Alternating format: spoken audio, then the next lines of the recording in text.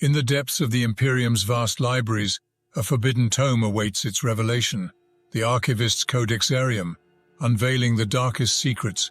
Prepare to delve into the abyss and witness the untold horrors. In the sprawling expanse of the Imperium, where countless battles are fought against the horrors that threaten mankind, there exists a tale that transcends mere mortal conflict. It is a saga that weaves together the fates of the noble blood angels and the undying Necrons, set against the backdrop of the war-torn planet of Gehenna. As an Imperial librarian entrusted with the sacred duty of preserving knowledge and delving into the secrets of the universe, I have delved into the chronicles of this epic confrontation, seeking to unveil the truth that lies beneath the surface. Gehenna, a world once teeming with life and beauty, has fallen under the shadow of the Necrons, those ancient beings of cold metal and immortal malice. Like a relentless storm, the Necrons sweep across its scarred landscapes, leaving naught but death and desolation in their wake. But standing in their path, resolute and unwavering, are the noble sons of Sanguinius, the Blood Angels. These noble space marines, cursed and blessed in equal measure, embody both the fury of the storm and the compassion of the divine. On Gehenna, the clash between these two formidable forces unfolds in a symphony of violence and heroism. The Blood Angels, their red armor glistening in the unforgiving sunlight, unleash their righteous wrath upon the soulless ranks of the Necrons. With each swing of their mighty weapons and each blast of their infernal guns, they seek to purge the galaxy of these mechanical abominations. Listen closely, brethren, and learn of the Blood Angels and their mighty lord, Dante.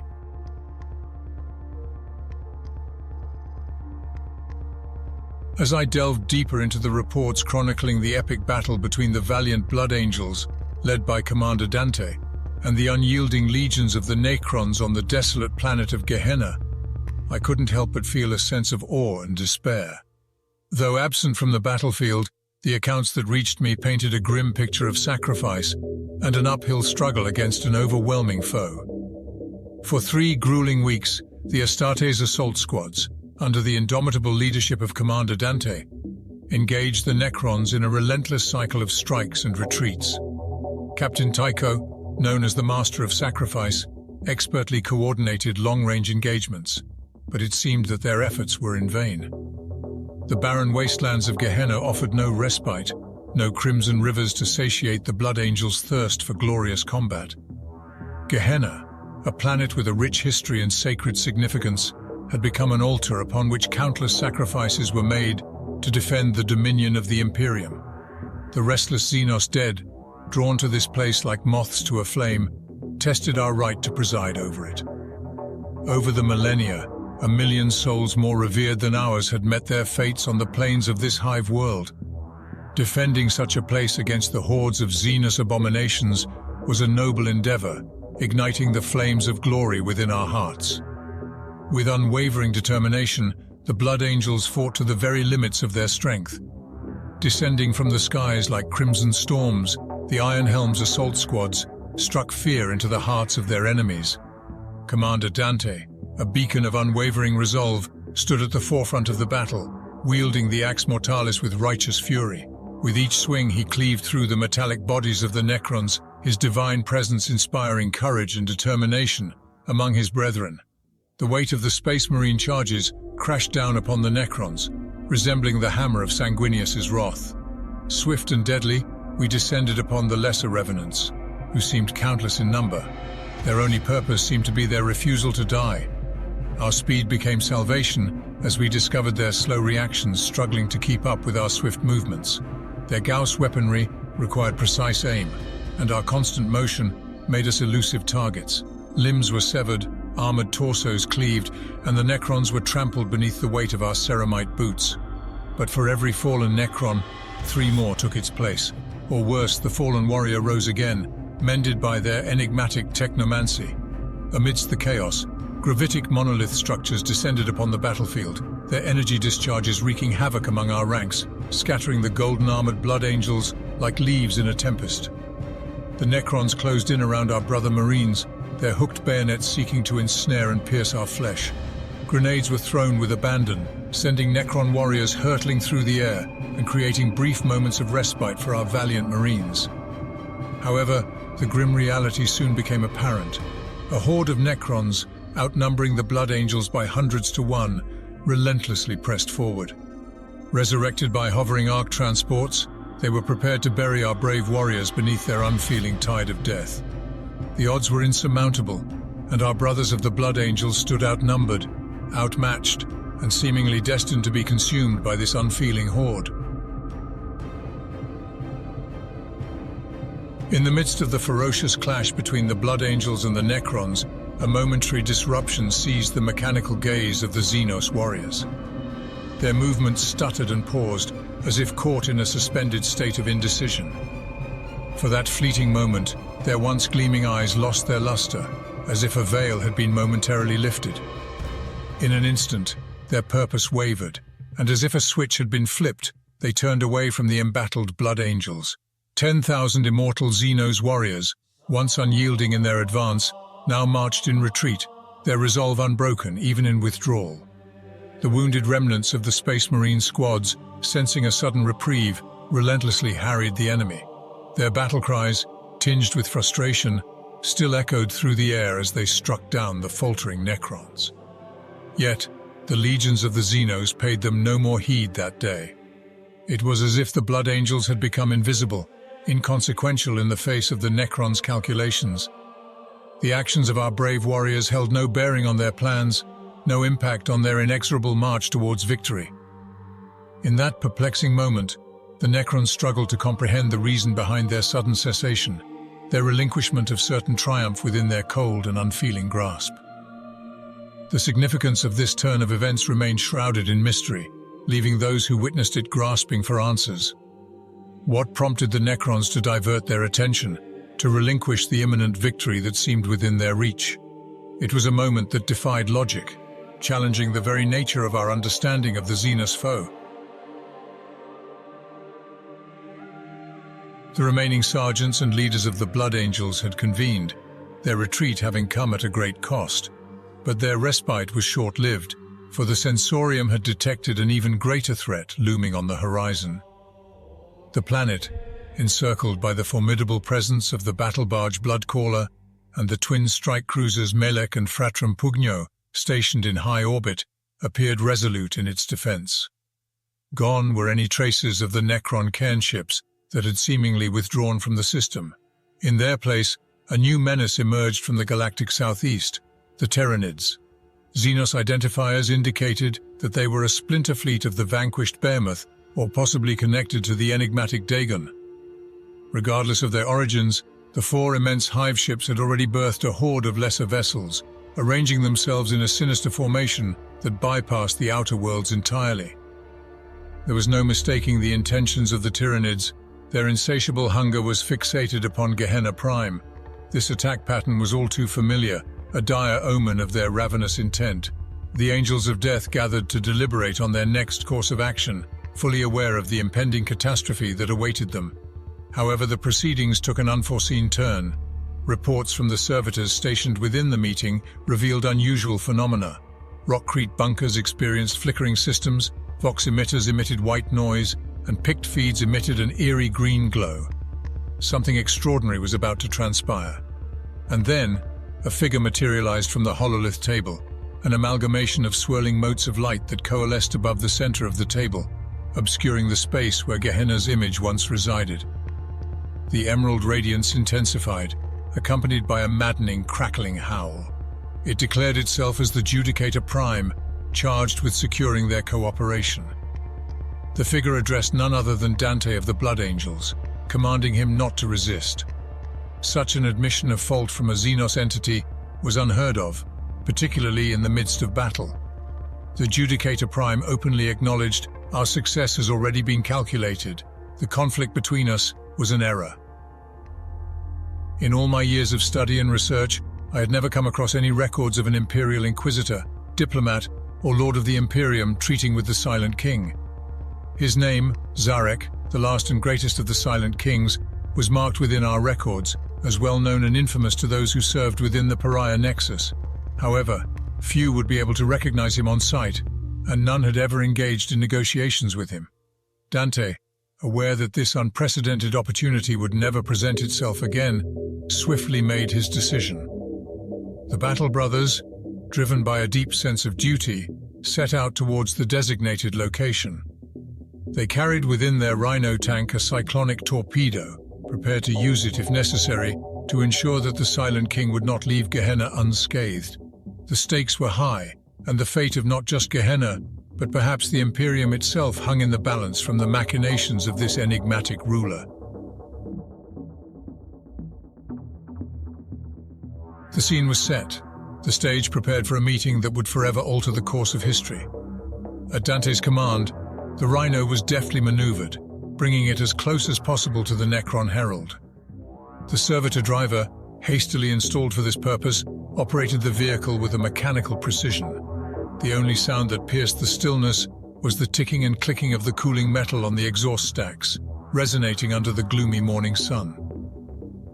Despite the formidable presence of the Necrons, standing in countless thousands, an eerie silence pervaded the scene, as if time itself held its breath. Then, in an awe-inspiring display of Xenos arrogance, a monolithic ziggurat descended upon Gehenna Prime. Rising 40 meters high, its polished, achingly black metal gleamed under the sun. Golden runes and glyphs adorned its surface, interweaving into intricate patterns that stretched along the long flight of steps leading to its summit. Elite warriors of the Necron Horde stood on its tiers, elevated above their kin, basking in the perceived prestige of closer proximity to their monarch. Towering statues of alien deities adorned the cardinal points of the structure, and the two greatest among them formed an arch over the peak of the dais, their heads bowed in symbolic supplication. The entire spectacle conveyed the notion that this was a king who had once held even the gods in his thrall, and this was his traveling court. The Judicator Prime, the enigmatic figure who had addressed Dante through the Vox, stood before them, clutching a tall ceremonial glaive with unwavering hands. Adorned with the prominent crest of his office and a mantle of smooth metal links cascading from his shoulders like a cloak, he regarded the Blood Angels coldly before motioning for them to follow. In that moment, all knelt in unison, all except for one figure. He stood taller than the others, a presence that commanded attention. Though not as towering as imagined, his mechanical body exuded an unspeakable Xenos artistry, surpassing anything witnessed on the battlefield. While the other Necrons moved with grim determination, he radiated undeniable vitality in every motion. His physique suggested a hint of muscularity and clean-limbed strength, as if touched by something divine, while his attire, though simple, bore an impossible elegance. But it was his face that left the deepest impression. Framed by a halo of shimmering light and the intricate patterns of his collar, the figure revealed himself to be Zarek, the heralded last and greatest of the Silent Kings, the unchallenged ruler of the Necron race. And in a blasphemous act that defied reason, he wore a golden mask fashioned in the likeness of our Lord Sanguinius. I have contemplated the audacity of this Xenos entity, daring to appropriate the visage of our beloved Primarch. It was a sacrilege that sent shockwaves through the very core of my being. What grand design did the Silent King have in mind, donning the guise of our angelic lord? According to the accounts, Dante stood resolute before the Silent King, his own death mask of Sanguinius clutched tightly in his hand. The descriptions painted a vivid picture of the contrasting masks, the angelic and mournful features of the Silent King's representation of the Primarch, elongated and curiously androgynous, in stark contrast to the defiant battle snarl etched into Dante's mask. The resemblance was astonishing, evoking a sense of recognition that every Blood Angel would have felt, even from their earliest days as Adeptus Astartes initiates. The noble brow, the suggestion of sweeping hair, and the stylized halo adorned both the Silent King and Dante's mask, solidifying the connection between them. I discovered that Dante's voice finally found its way to the surface, betraying his incredulity at the audacity of the situation. "How dare," he uttered, his words pregnant with indignation. However, the Judicator Prime, unmoved by Dante's outrage, spoke in his strident and detached tone, revealing the Silent King's intentions. It became apparent that the Silent King had not seized the world they stood upon, but had actually sought to defend it from the Devourer. the dreaded tyranids. A sense of realization must have washed over Dante, his mind grappling with the implications of their past conflict. The reports conveyed the mounting tension as Dante, Tycho, and their allies began to understand the gravity of the situation. They had unknowingly fought against the very forces that could have bolstered their efforts against the tyranids, potentially ensuring victory. The silent king, portrayed as a figure of ethereal grace, gazed plaintively at the blood angels, while the Necron nobles in the court remained enigmatic and unreadable.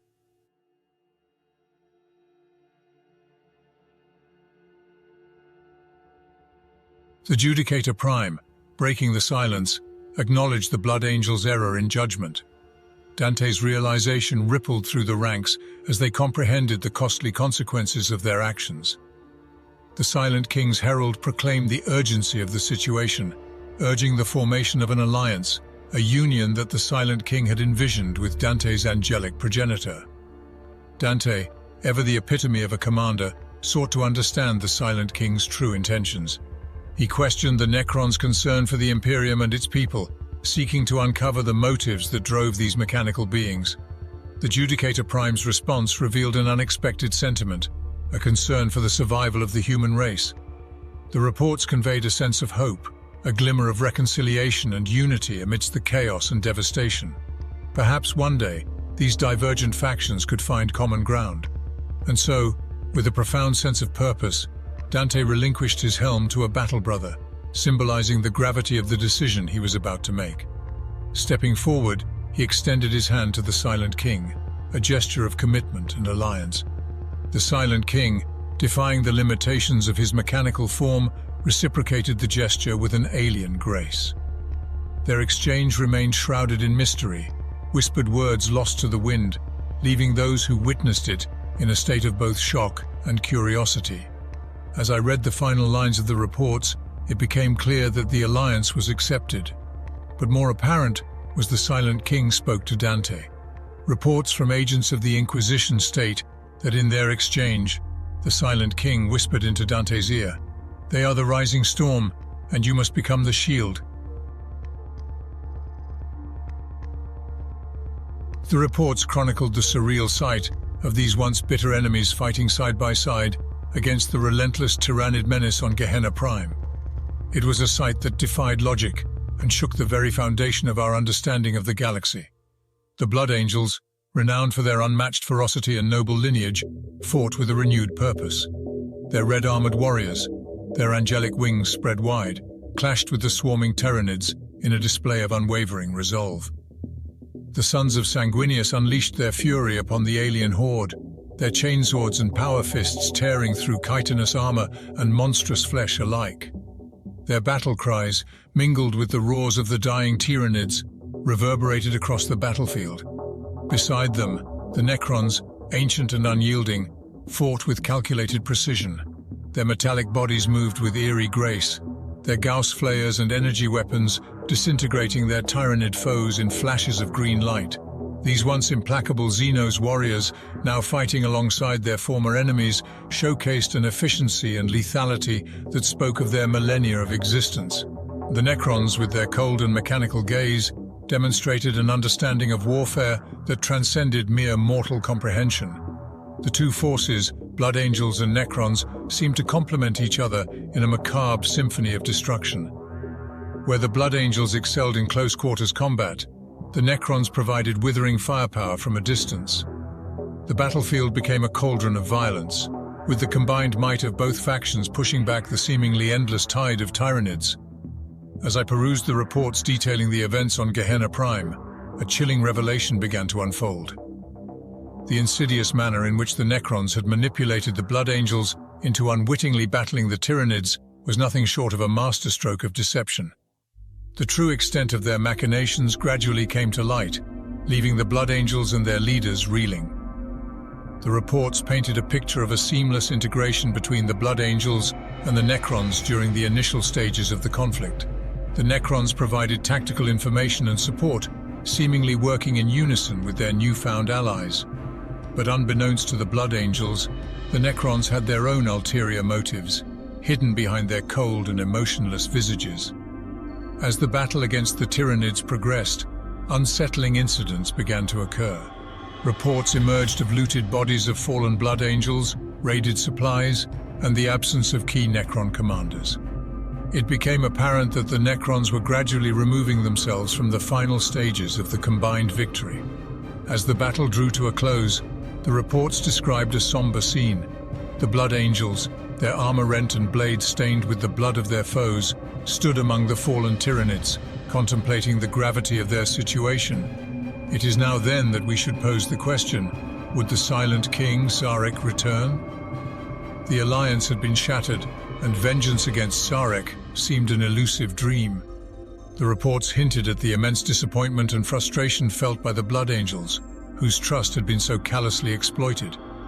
They were left to confront the aftermath of the battle, their hopes of retribution against the Necrons fading into the twilight. The reports concluded with a sense of resigned acceptance. The Blood Angels would forge a narrative that depicted the Xenos departure as a gesture of respect for their unexpected assistance. However, we know the truth. Within the ranks of the Blood Angels, the bitter taste of betrayal lingered.